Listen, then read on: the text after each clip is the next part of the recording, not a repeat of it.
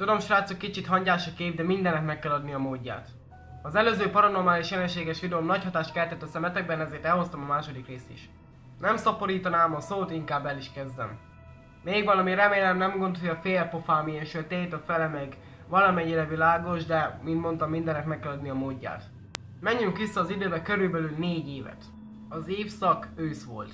Jó, nem tudom pontosan, de szerintem olyan október közepe fele lehetett az eset, este 8 órakor körülbelül.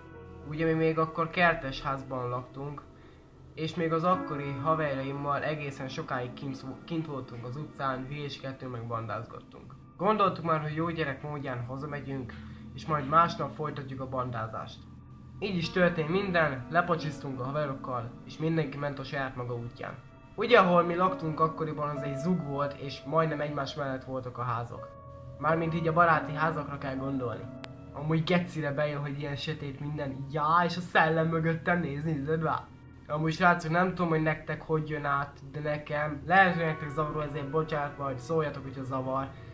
De nekem kurvára bejön, hogy ilyen sötét minden. Jó, kicsit fejes, mert az ajtón bevilágít, ugyebár a fény, és a szellem, nézd, csak itt van. Na mindegy, folytassuk a sztorit. Bemegyek az ajtón, vaksötét volt, mondom körülbelül este 8 óra lehetett. És most számítok a fantáziátokra, remélem el tudjátok képzelni, amit most mondok. Ahogy belépsz a kapun, egy viszonylag nagy kert tárul eléd. Ugye mi akkor ikerházban laktunk, szerintem tudjátok mi az, de hogyha nem, akkor majd a komment szekcióba elmesélem, ezt most nem részleteznénk, de szerintem mindenki tudja, hogy mi az. És ahova akkoriban mi költöztünk, ugyebár ahhoz a házhoz, mellette volt egy nagyon picike telek, vagy nem telek, volt egy ilyen kert, ahol leégett a ház. Olyan tévhitek voltak akkoriban arról a házról, hogy amikor égett, ott meghalt egy nő, akinek a holttestét nem találták meg. Akkoriban mondtak nekem ilyen hülyeséget a gyógyósok, hogy itt járja a környéket, kísért, meg stb. Én meg nem foglalkoztam vele. Na mindegy, eltérhetünk a témától, beléptem a kiskapun. Menni kellett egy jó 5 métert, míg beléptél a házba, tudjátok. Mentél egy 5 métert, jobbra fordultál is, volt egy ajtó, amint bementél a házba, és volt egy jó hosszú folyosó. De én akkor nem mentem be a házba, hanem akkoriban a labdát vittem hátra. Ahol volt ez az eset, ez a hülye kamusztor is, hogy mit tudjam én, nem találtam meg a holttestet, bla bla bla. Volt egy palatető, ami alatt volt egy asztal, nem tudom, ki lehetett ülni nyáron, tudjátok, és oda letettem a labdát. És én voltam olyan kettyús, hogy hátra mentem, volt ilyen téglafal, ami valamennyire már le volt omolva.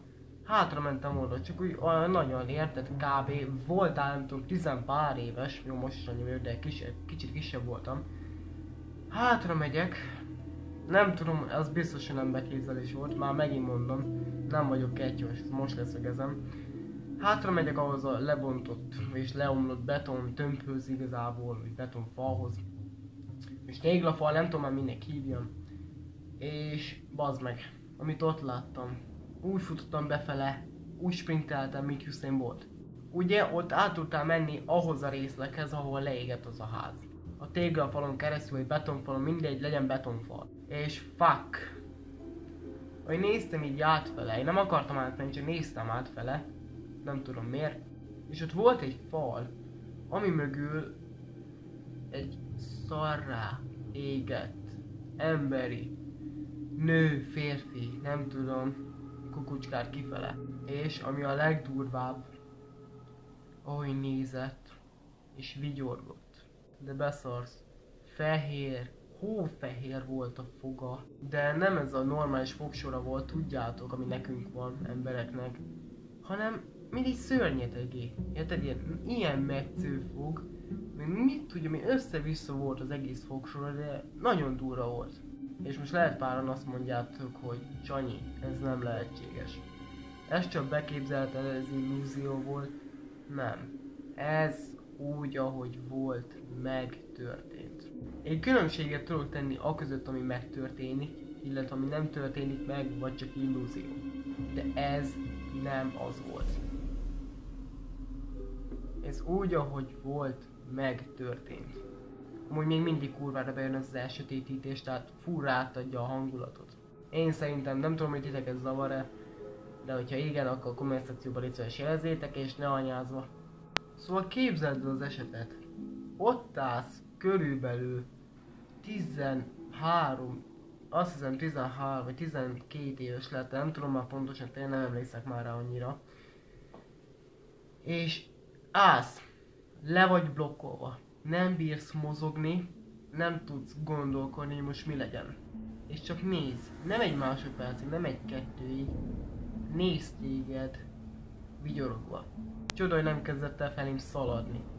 Egy jó 10 másodperc után az agyam valahogy beindult, meg úgy vele együtt a testem is, és úgy elkezdtem sprintelni, mint a dög. Nyilván elmeséltem anyámnak, hitt nekem szerintetek? Őszintén hitt? Nem.